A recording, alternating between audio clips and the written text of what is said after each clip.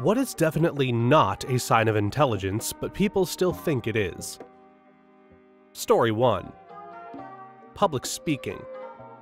Some people can sound like they know what they're talking about, but really they don't have a clue. Politicians are particularly good at this. They focus on their oratory skills far more than their thinking skills. Boris Johnson springs immediately to mind. He was very good at waffling along and using rhetoric to pretend like he was saying things, but the content wasn't there. All very useful skills when it comes to getting yourself into power. But the problem was that by all accounts he was a very lazy student, with an opinion that rules were something for other people to worry about. So when he actually got into office, he didn't think anything through. He acted impulsively. And worst of all, he broke all the new COVID rules that he set for everyone else while lying about it. Because again, he was good at speaking, but there was no ability to lead, to think deeply about problems, just a service-level concern and mostly scheming about how to remain in power. Trump begs to disagree. He proves you can make long-winded, meandering, incoherent, and utterly unintelligible speeches and still get people who worship his ballsack to cheer and lap it up as if he was saying gems of wisdom. I was actually thinking that he especially fits this, though. Not that I see him as knowing what he's talking about, I don't, but because his followers do. They've been so conditioned to be skeptical and fearful of facts-based sources that he can tell them almost anything and they'll believe it. Unfortunately, although you and I might find his speeches disjointed and wrong, they resonate with some people. His ex-wife Ivana claimed many years ago that he kept a book of Hitler's speeches by the bed as well. We know from history that Hitler, although a total piece of garbage as a human being, was very good at stirring vulnerable people up with rhetoric. The same can be unfortunately now said about Trump and/or his speechwriters. His followers aren't primarily looking for someone who knows all of the best policies, but rather someone who they believe will fight for them. In his words, their retribution. In that, they believe he knows what he's talking about. Everything else is secondary to them. We have a guy at work who really has a knack for coming across as knowledgeable on any given subject, when in fact he is absolutely clueless. Often when he gets transferred from place to place, he initially is trusted with tasks relevant to his job description, but once people realize he has been messing up constantly, then he needs to be supervised quite heavily. This is a job that relates to safety massively as well. I am that guy. I genuinely don't try to appear more knowledgeable or competent than I am, but I'm an excellent public speaker and good at getting what I know across when I do know it. People keep asking me to do harder and harder things and think I'm being modest when I explain that I'm actually completely incapable of doing what they want. I came here to declare that I am that guy too. People on the other side criticize us, but for whatever reason I have the kind of face and personality that makes people trust me and assign me far bigger leadership roles than my competency deserves. This manifests itself from a casual opinion about something irrelevant to important issues, from personal to work settings. I'm making an observation or expressing a personal opinion just like everyone else, but people around me choose to give it far more weight and gravitas than I ever intended it to. In the end, I've stopped fretting about it, and stopped caring that I ruffle the feathers of people like the ones complaining about it here. Because it turns out most people want to hand over leadership and not take responsibility, and they do it based on unconscious cues and never on actual competency. The difference between me and the average CEO or politician is that I'm very aware of my limitations and try all I can to avoid exploiting this trust people freely hand me. Story 2. Being into nerdy things, plenty of stereotypical nerds are idiots. Seriously, I know a guy who thinks he's a genius because he watches anime, collects Funko Pops, and plays Magic the Gathering. He's an absolute twit who wouldn't be able to tell you the difference between a noun and a verb. He's the type of person who will try to argue that math is subjective because someone just made it up. Sounds like he needs to have the difference between nerd and loser explained to him. We've tried. He told me I'm not a real nerd because I don't enjoy anime. I am an embedded software engineer who writes kernels and drivers for custom operating systems. I also help design proprietary boards. Apparently though, according to him, being a bookworm and someone who actually enjoys learning does not make one a nerd. He believes being into counterculture pop culture is what makes one a nerd. If only I knew that as a kid, I'd have gotten picked on so much. less as I was not into the pop culture of underground countercultures and thus not a nerd. I made the mistake of sharing that I went through 100 books one year and people were so damn impressed. Like 99% of those were fantasy books, literally just bedtime stories for adults. Good stories, but still. Chill, people, this is not the sign of superior intellect that you think it is. In my mind, nerd is academic and geek is cultural. So nerds are smart, but geeks are just normal people.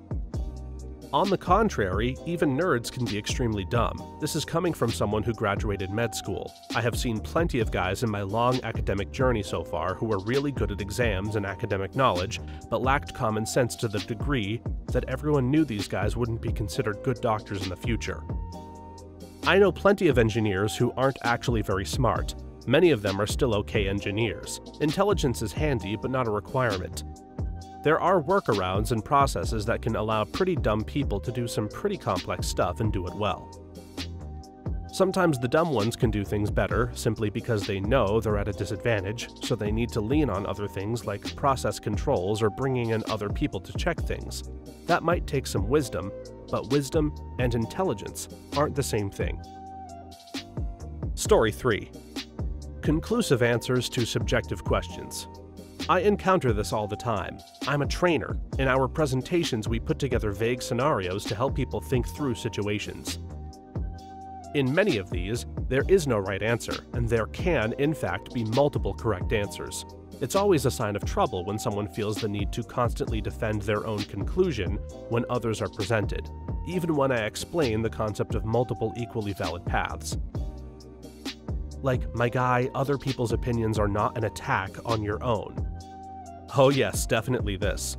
A member of my extended family is always known as the smartest person I know by literally everyone in her life. I can't stand her because everything she says is always 100% black and white thinking. Everyone always seems to attribute it to this extraordinary ability to quickly think things through, but I see right through it. And I know she just has a lot of knowledge and experience, but really refuses to actually think anything through while using said knowledge and experience to quickly shut down anything that she disagrees with or makes her uncomfortable. This is my ex. Used to drive me crazy when people would say how smart he is based on this. And I'm like, no, because I've heard this BS spewed repeatedly with different people. It just comes across as intelligent when people don't know he's just spouting off the same pieces of information. He just does it confidently. Do not mistake a confident explanation for an accurate prediction. James Clear. As an engineer who spent time in both academia and industry, oh my god, this is so many of my colleagues. Like, for every genuinely smart person I've encountered in this field, there are like 5 morons like this bopping around. I love to tell people some of the dumbest freaking morons I've met in my life have had PhDs in technical subjects.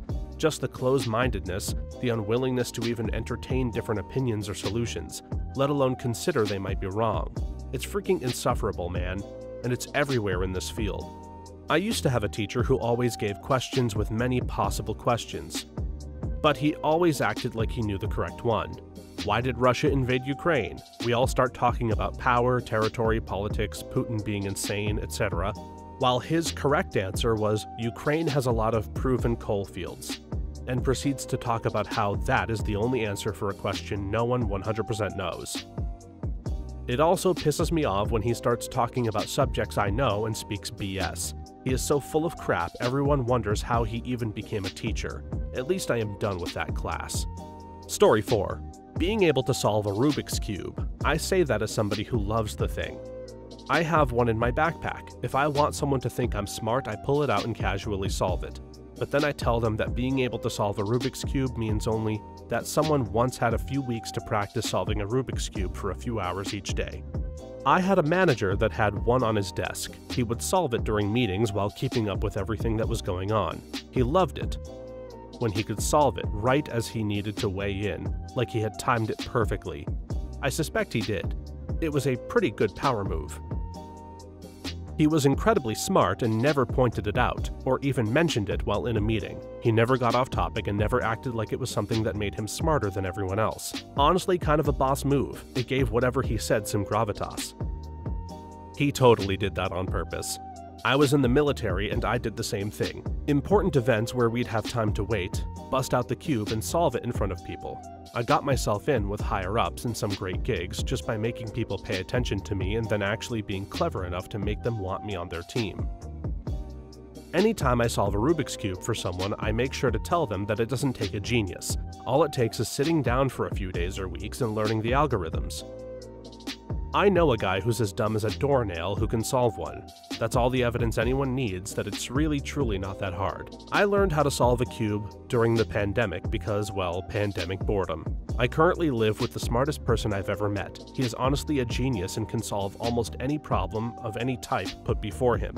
He is going to do amazing things, I'm sure of it. That being said, his common sense is near zero. We were in the living room one time and he was fiddling with my solved cube, then apologized and started to put it down. I told him to scramble it. He did, and I solved it. I'm no speed cuber, but assuming I've touched one within the last few months, I can solve it in under a minute pretty consistently. I will never forget the shock and awe on his face. We did this song and dance a few more times. The last time he turned away and hid his scrambling and spent a lot more time on it. He presented it to me all proud, and then I proceeded to not break eye contact with him while solving. At that point, another roommate took the cube because we were supposed to be playing D&D, but he kept looking at me like I was some type of savant. Story 5. Certainty. People who are actually intelligent are aware of how much they don't actually know, so they tend to choose their words carefully and couch their responses with caveats. Less intelligent people perceive this as uncertain or lacking confidence.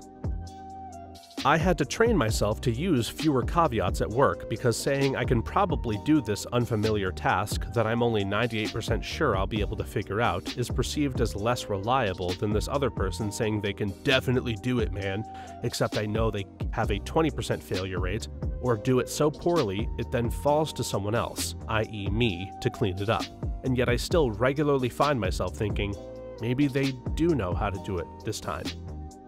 Yes, I'm an early career engineer and realize how far being decisive can take you. Engineers generally like to carefully weigh their options and analyze pros and cons before giving an answer, and customers, management appreciate definitive answers on the spot, even if it's only about 80% accurate. As an IT engineer here, I constantly have to remind myself in meetings to be more absolute when talking with other team managers. My team is aware of my abilities, but when I talk on projects, I realize I constantly say, I am pretty sure this is the case, or I think that's correct, and I realized people think I do not know what I'm doing when I talk like this. It's been hard, but people have definitely respected what I have to say more after implementing this in my meetings.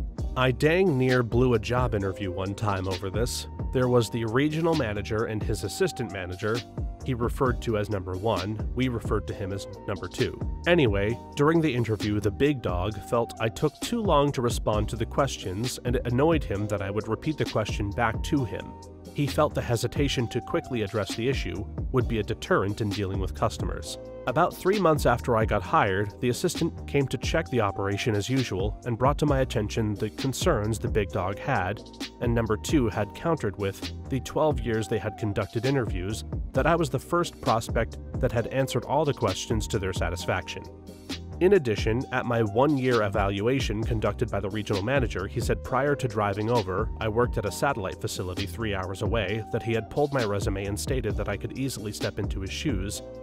He had never had a branch manager with my skill level and experience. 3 years later, his assistant had been in an accident that left him unable to work, and he wanted me to take over his job, plus the big dog was set to retire in 3 more years, and he would recommend me to replace him. Every 3 months, the regional manager himself would come and review the operation, which normally takes roughly 2 days to complete. On one visit, the company had just changed the computer's program for operation, and his phone just kept ringing. It was one of the other 15 satellite branches calling with various issues. At one point, he looks at me and says, "You very rarely ever call me." My response was, "You hired me to run this operation. I should not have to call you for input on every decision that needs to be made. When I do run into a situation that I need guidance on, that's when I'll call you. Besides, it's obvious you're extremely busy handling the other branches." Story 6. Never admit there are things you don't know. Experts realize the limits of their own knowledge. This is something I realized when I was younger. like late high school or early college. I had been exposed to some of what I was going to college for in high school, electrical engineering, and I was like, great, I know everything, let's go. As I started to learn more, I realized I knew nothing. I've now been in the industry for over 10 years, and I still very much have no freaking clue how half of this stuff works, except for a few narrow areas that I've become an expert in quotes because I may know more about it than some colleagues, but still don't know most of it. I love how when you get into that real competence moving towards expert knowledge, your expertise goes from, yes, if X happens, then it always causes Y, and we follow Z, to, well, if X happens, usually Y follows, but sometimes the exact opposite occurs, or nothing happens at all. Y really only happens in ideal conditions, actually, and following Z isn't useful if you follow up with ZA, ZB, ZC. The more you learn, the more exceptions to the rules you find, I think. Or maybe more accurately, the better you understand the finer points of your subject area. You would appreciate my anecdote then. When I was a kid, I knew high voltage killed. When I was a teenager, I knew it was actually current that killed you, not voltage. At some point in college, studying EE, I realized both are wrong as absolutes. Current is what ultimately kills you, either by stopping your heart or burning or vaporizing you, but current is wholly dependent on voltage. So twice in my life I was wrong about the same thing, and that really helps drive home the point. If you don't know for sure, don't talk like you do. Story 7. Being rich. Wealth can also make you dumb. My ex grew up in a very rich family with a gardener, a driver, and various household help. So there were all kinds of normal everyday tasks he never learned how to do, and his common sense was near zero. As a grown-ass adult, he still calls a handyman to bang a nail into an exterior wall to hang up a thermometer. And he thought it was time to replace a stove that was working perfectly well when a little digital clock on it crapped out. It also took a long time for him to get past his family's notion that when shopping for an item you should automatically pick the most expensive one because it's the best. There's nothing like being forced by necessity to try to figure out how to fix things because you can't afford to call a repair person for every little thing. Doing things with your hands is so good for your brain. This needs to be higher up. So many people assume the wealthy are smart because they are wealthy instead of because they came from money in the first place. That's an interesting topic. As someone who goes to a university with some exceptionally wealthy people, they all seem to have greater discipline, knowledge, confidence, and most of all, a better mindset than the average person. While being rich isn't the cause for being smart, a lot of these people grow up with a much healthier mindset and motivation than the average person, who has now developed into a doomer who gave up even before they even tried. It's easier to have confidence, etc. when you are rich. It's a self-fulfilling prophecy. Kids who went through grade school and high school and had food insecurity and electricity being shut off have a very different experience and are beaten down by life before it even begins. From my personal experience, the kids I knew that grew up extremely wealthy went one of two ways, either very successful because they had all the advantages starting out, or were severe disappointments to their parents by flunking out of college and getting hooked on drugs, etc. But their parents could afford to help them out even when they failed. That was the main criticism of the Stanford marshmallow experiment, that it didn't take the socioeconomic status of the children into account. Someone who had a whole bag of marshmallows waiting at home would probably be more likely to hold back from grabbing one than someone who'd seen a marshmallow maybe once in their lives. Success would naturally be easier for someone born into a wealthier family, not guaranteed, but more likely. No monetary consequences for failure is a great motivator. Having money that supports your projects that won't make or break you can free up time. Also, if you have to work and help your family while going to school, you have less time for studying. Source: University in Canada has a whole range of people. Rich people who have never worked a day in their lives, and poor people who need to work 2 jobs while going to class. Story 8. Having an answer to every question. Never saying, "I don't know." Saying "I don't know" followed by "but I can find out" is a sign of real intelligence. This reminds me of when a friend asked me why the clear barrel BIC pen cap had a hole in it. I told him just this: "I don't know, but I can find out." This was 1995, and I didn't have a PC, so I wrote a letter to BIC. They answered a couple of weeks later, and I gave him the answer. He said he thought I was smart because I usually knew the answers to everybody's questions. I asked him how he thought I knew all those answers. "I don't know," he said. "Neither did I, but I went and looked for an answer. That's a better measure of intelligence." For those of you who want to know, the hole in the cap of ink pens is to allow the ink coating the ball to dry quickly, which has two benefits. 1. The dry ink seals around the ball, helping to prevent leaks and keeping the ink in the barrel from drying too much to flow. 2. The dry ink provides friction between the ball and the paper, which helps the ball to roll and dispense the ink. When I did my PhD exam, I was supposed to be nervous, but my advisor told me to just say true things when I was in the hot seat. I had a blast, and I said, "I don't know," so many times. And "I don't know, but maybe." After I passed, the professors told me their goal was to make each PhD student say "I'm not sure" during the exam, because that will test the edge of knowledge and the humility of the student taking the exam. The professors said that they usually have to push students until they nearly or actually cry before they say "I don't know," and wind up BSing a lot along the way. Unknown is fun though. Once we get past what we know, then we start exploring. It's incredibly hard to be an expert at many things. It takes a lot of time and different individual learning experiences to be good or well-versed in one single topic, if it's something that isn't very simple. You likely have to keep up with changes in that subject daily/weekly/monthly. It's okay to say "I don't know" or "I never knew that." If someone says something wrong about something I know, well, it makes me wonder, what else are they wrong about that I'm not well versed in? Story 9. I think a lot of people misconstrue confidence, quick speaking, and a loud voice with intelligence. It's almost always a show. It's really weird how American culture glorifies that behavior while slower, more calm and thoughtful speaking/behavior patterns are ignored, or just seen as weaker. That's just my perspective though, completely anecdotal.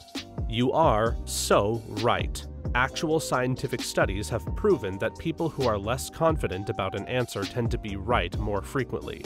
Dunning-Kruger effect, I think. That's not really what the Dunning-Kruger effect is. It's more about perceived ability versus actual ability. People who don't know a lot about a subject may assume they're experts because they don't know how broad the field is, whereas a person who knows a lot may be more accurate in their assessment of their abilities. It doesn't really have to do with intelligence or a lack of confidence relating to skill/being correct. This actually is dumb. There are plenty of smart people who are confident and speak with their chests, and plenty of slow people, thoughtful people, who are full of crap. You're writing off people just as flippantly and blindedly as the people you're criticizing. That's not anecdotal. You just straight up said it. I wish I could find it, but I listened to a podcast once interviewing a business professor who argued that what you're saying is supported in the research. Better leaders are better listeners and more egalitarian, but we keep conflating confidence and domineering with leadership, to the detriment of business success, let alone the emotional toll it takes to work under such personality types. I don't do it every time, but one thing I catch myself doing a lot lately is when I answer a question very quickly and with a lot of confidence, I take that as my cue to reevaluate and check my understanding of the question or the answer, maybe both. I often find that I was right in the first place, but developing this reflex has saved me from some embarrassing mistakes. Yeah, I'm sure there are people with great and amazing things to contribute that simply get ignored because they can't articulate themselves well. I've always had difficulty with feeling under pressure for the time when trying to portray a point or answer a question, which makes my brain melt midway through, even though if I was sat at home by myself, I'd be able to figure it out relatively quickly. Story 10. Being so strongly opinionated that you never budge on a topic in a debate, or change your mind about things. Yet changing your mind when confronted with new evidence or circumstances is seen as an intellectual shortcoming by most people. Add to that the amount of people that live in online echo chambers, and it's almost grounds for dismissal from one's social circle. Related, one of my very first interactions on Reddit was a debate about a complex topic. The other person raised a good point, and so I acknowledged it, adjusted my opinion, and attempted to continue defending my position on other facets of the debate. The other person totally lost their crap, so I adjusted my opinion to account for a valid point they made. You're moving the goalposts. You can't just shift your opinion in the middle of a debate. How is anyone supposed to debate with you when you just change what you're saying in the middle? I eventually realized that my purpose in the debate was to arrive at the truth, that I'm open to my position being wrong and needing to update my thinking, whereas his purpose was to win, to prove that I was wrong and that he was right, and that this was more important to him than arriving at truth. He was performing for the audience, and my willingness to update my thinking meant he could never definitively beat me, which he thought was just terribly slimy of me. I fundamentally don't get why the opinions of strangers on the internet would matter to anyone. They're of no consequence. My wife's opinion of me is important, and my boss's opinion is too. Those opinions are quite impactful in my life. Is some rando on the internet? Love me, hate me, anywhere in between. What my tomorrow looks like will not change in the least. So yeah, I'll change my opinion. Improving my understanding of the world is so much more important than impressing people who can't change anything but a few pixels on my phone. I'll change my mind on a topic when presented with new information that expands my understanding of the topic in a way that warrants an update of my internal model of how to best approach the world. What gets me are the people who just state their opinion and act like I should now agree with them. Political discussions are quite often like this. People think their political views are based on facts. They're not. A person's political affiliation is highly correlated with their personality, so their personal politics filter the set of facts in the world so they can pretend their political views are based on facts, when in fact they are, but only the facts that they happen to notice, while ignoring all the other relevant facts. This results in them declaring their views as though it is a matter of fact, when in fact most people haven't bothered to take a critical look at their own politics to be able to talk on political subjects using evidence. Some people get bad enough in staunchly defending their unsupported political views, it's like a religion to them. Thou shalt not question my favorite political party/candidate. My mom hasn't changed her mind or opinion on anything in her whole life. She talks down about people who learn and reflect and educate themselves because she sees it as being disloyal to the opinions you formed as a young person. She can get nasty about people who change their minds, and she doesn't trust that they really believe things. I used to be opposed to some countryside management methods. I went on to live with a farmer on a farm who taught me a lot about how those things work. I learned, I reflected, and I changed. She went on to call me a chameleon who just changed his mind to suit those around you. I have a brother who was a militant atheist as a teenager. You know, the edgy wants to ban religion. Well, as an adult, he realized he didn't feel the same way anymore. He met a lapsed Catholic woman. He became a bit more spiritual. He wouldn't consider himself religious now, but talks about a higher power and having faith. Not in a way that would make anyone uncomfortable, it's purely his personal opinion. My mom can't stand it. He doesn't even believe in God anyway. He used to say people who believe in God are stupid, etc. It's super weird. Story 11. Always having an answer. A coworker would always have a confident answer to my question.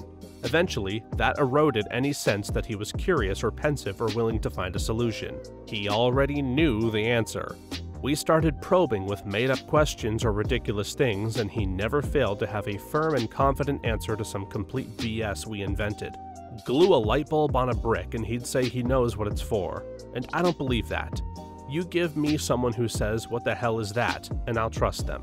I would suggest that there's a similar but opposite thing, in that if someone says they don't know something but is then pressured on what they think it could be, if they can then come up with a convincing answer, it indicates a certain level of intelligence. Mainly because it makes me feel intelligent when I do it, if I'm being honest.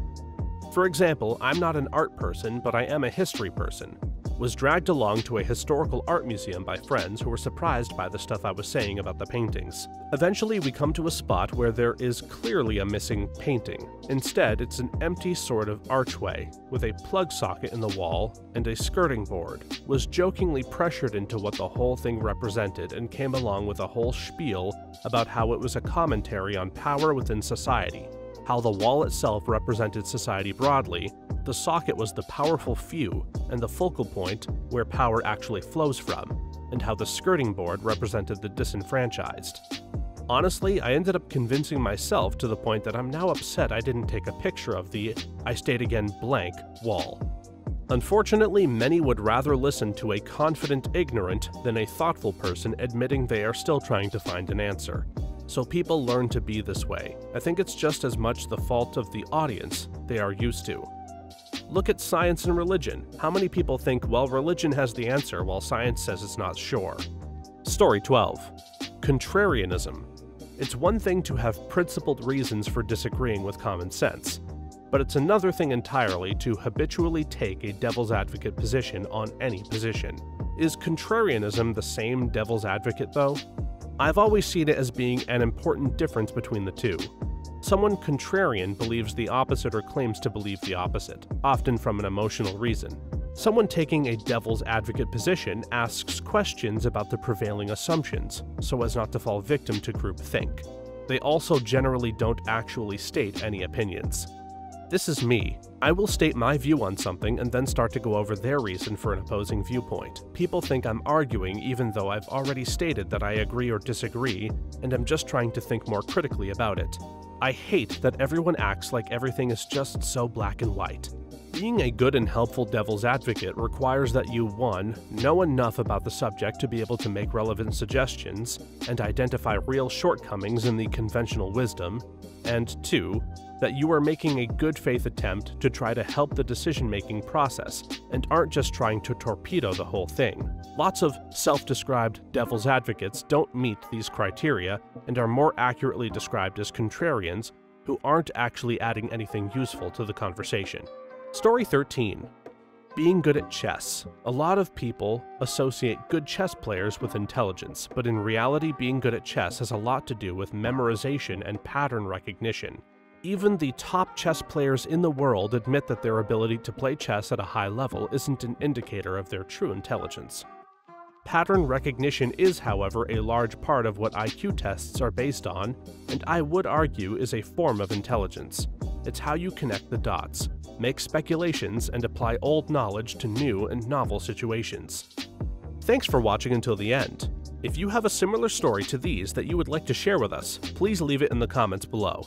If you enjoyed this video, please leave us a like and subscribe.